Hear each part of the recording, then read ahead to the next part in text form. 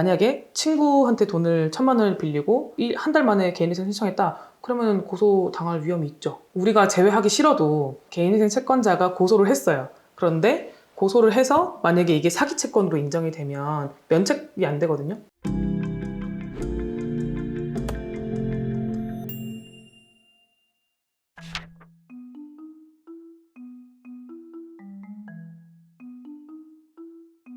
회생 신청해서 절차를 밟다가 채권자들한테 사기로 고소를 당하는 경우가 굉장히 많다고 들었는데 맞나요? 굉장히 많은 정도까지는 아니지만 왕왕 있어요.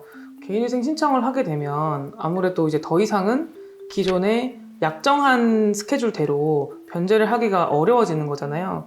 아무래도 채권자 입장에서는 내가 친구한테 돈을 빌려줬는데 그 친구가 개인회생을 한다라고 하면은 원금 전액을 못 받는 건 물론이고 많이 이제 깎인 금액으로 그것도 나눠서 받게 되니까 채권자들이 뭐라도 할 게 없나? 이렇게 막 찾아보다가 나 저 친구 고소해야 되겠다. 내 돈을 갚을 생각도 없이 돈을 빌렸구나 라고 하고 고소를 하는 경우들이 있어요. 그러니까 고소가 그러니까 사기가 성립이 되건 안 되건 일단 고소를 진행하려고 하시는 분들이 있어요. 그러니까 결국에는 개인 채권자가 있으신 분들은 조금 사기 고소 가능성이 있다고 보셔야 될 것 같아요. 그리고 우리 사무실에서도 진행했던 케이스 몇 개 있죠. 그런 게 있을 것 같아요. 예를 들어 뭐 갯돈을 하는데 아 맞아요. 갯돈 많아요. 개주가 파산했다. 갯돈 파산하신 분 있는데 이제 그런 분은 이제 개원 입장에서는 아니 개주가 내 돈 먹고 뭐 날랐다 이렇게 생각을 하시는데 사실은 그 개주도 사정이 있어요. 제가 파악하는 바로는 이 개원이 누가 이제 구멍이 나면 그러니까 내야 될 금액에서 구멍이 나면 그 개주가 메우는 시스템인가 봐요. 그래서 누군가가 어쨌든 이렇게 매달 이렇게 지급돼야 되는 일정이 있는데 누군가가 나 이번 달 뭐 돈을 못 낸다 갯돈을 못 낸다 이러면은 일단은 개주가 메꿔가지고 일단 수습을 하고 그럼 이 사람 받아 나갔잖아요. 그러니까 언젠가는 이제 폭탄 돌리기처럼 터질 수밖에 없는 되게 취약한 시스템이더라고요. 그래서 그러면은 이제 개주가 어느 순간 더 이상 이걸 감당할 수 없고 또 갯돈이 또 이율이 되게 높더라고요. 그 개원들한테 배당되는 금액이. 그렇게 해서 다 떠안고 그냥 파산을 하시거나 그런 건 봤어요. 또 그렇게 그럼 사기로 고소를 당하면 그거 어떡하죠?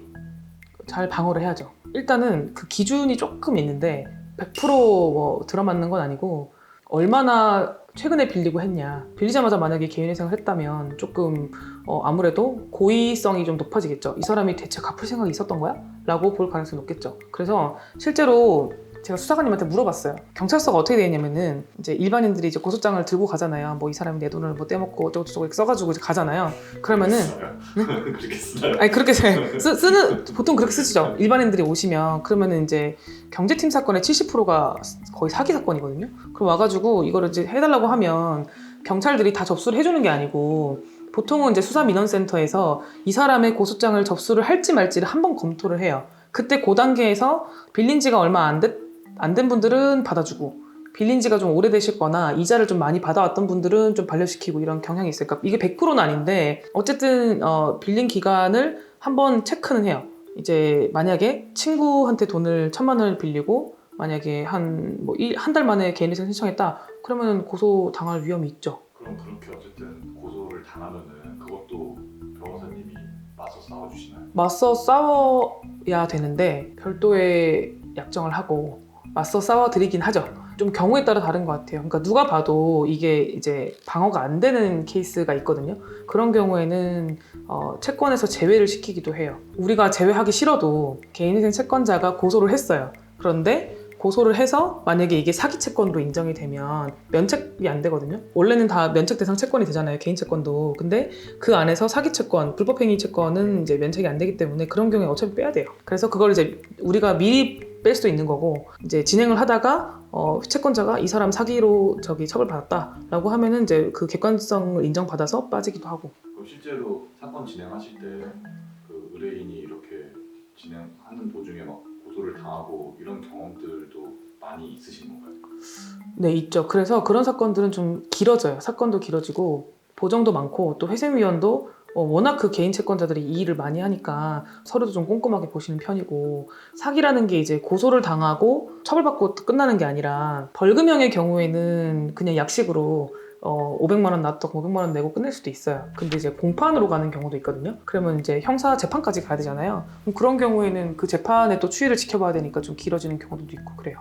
덧글이나 이런 거에도 충분히 혼자 할 수도 있다라고 이렇게 하시는 분들도 많은데 얘기 들어보면은 이거를 다 어떻게 혼자 할 수가 없네요. 뭐 저도 지금 이 일을 하면서 이게 되게 쉽게 하는 일들도 아니고 되게 사명감을 가지고 일을 하는 거고, 또 채무자들도 정말 그 한계에 몰려가지고 그 감정적으로 정말 그 극한의 상황에서 이 개인회생이나 개인 파산을 고려하시고 진행을 하시는 건데, 이 제도를 악용하는 분들이 많아지면 그런 채무자들이 힘들어지는 거거든요. 왜냐면은 법원은 의심을 할 수밖에 없잖아요. 너 정말 힘들어서 온 거 맞는지, 빼돌린 거 있는 거 아닌지, 이 제도를 악용하지 않는지, 이런 거에 대해서 계속 법원에서는 까다롭게 볼 수밖에 없어요. 근데 어쨌든 혼자 할 수 있냐라고 하면은 혼자 할 수 없는 건 아닌데 저도 혼자 못 할 것 같아요. 그러니까 이게 써야 될 것들도 굉장히 많고, 특히나 이제 파산이나 회생은 그 채권자들이 많잖아요. 자칫하다가 누락되면은 또 그 금액에 대해서는 또 불이익을 또 받을 수가 있고, 그 회생 파산을 되게 쉽게 생각하시는 분들이 있는데 전혀 쉬운 절차가 아니고 굉장히 이제 까다롭고 오래 걸리는 절차다라고 이해하시면 될 것 같아요.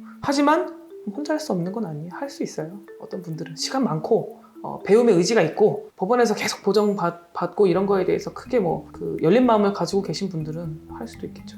그래서 그 개인회생을 하시면서 개인회생 전에 고소를 당할 수도 있고, 개인회생을 들어갔다는 이유로 고소를 당할 수도 있는데, 사기로 고소를 당했다고 해서 꼭 처벌받는 건 아니고 처벌을 받을 가능성이 있을 수도 있다. 그리고 실제로 그거는 본인이 제일 잘 알겠죠. 내가 정말로 당장 갚아줄 것처럼 속이고 이 사람한테 돈을 이렇게 당장 급하니까 땡겨온 건지 빌려온 건지, 아니면은 나는 정말 이 사람한테 이거 친구한테 이 돈을 받아가지고 이 친구에게 주려고 빌린 걸 수도 있잖아요. 그랬는데 사정이 안 좋아진 건지에 대해서는 본인이 가장 잘 알 거예요. 그래서 만약에 이제 항변을 할 수 있는 케이스라면 충분히 그거는 이제 사무실에서 대응을 해드릴 수 있는 거고, 그게 아니라 만약에 사기 채권이 맞다라고 하면은 그거는 이제 개인회생 채권에서는 제외되어야 되는 면책 불가능한 채권이다라고 이해하시면 될 것 같아요. 네, 이상입니다.